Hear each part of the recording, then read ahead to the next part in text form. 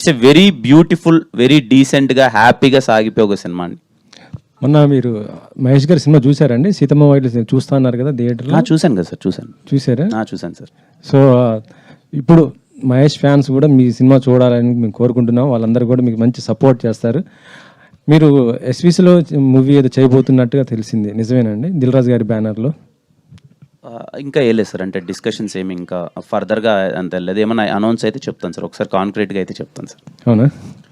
Yeah Kiran గారు sir, ఆ టైంలో ఒక మాట అన్నారు మీరు, ఈ సినిమా కనుక ఆడకపోతే నేను వదిలేస్తాను అని చెప్పి అతిపెద్ద స్టేట్మెంట్ ఇచ్చారు. అంటే సక్సెస్ మీద నమ్మకంతోనే ఎవరైనా ఇస్తారు.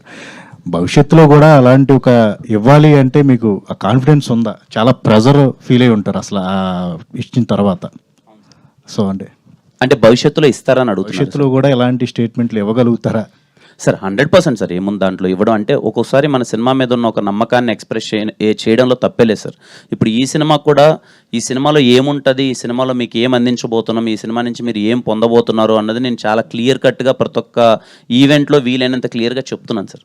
అంటే ఏ సినిమాకి ఆ సినిమా, ఈ సినిమా మీరు ఎందుకు చూడాలి, ఈ సినిమాలో మీకు ఏం దక్కుతుంది అని చెప్పే థింగ్ ఉంటుంది కదా సార్. అది ప్రాపర్గా క్లియర్గా కన్వే చేస్తాను సార్. ఆల్ ద బెస్ట్ అండి. Thank you.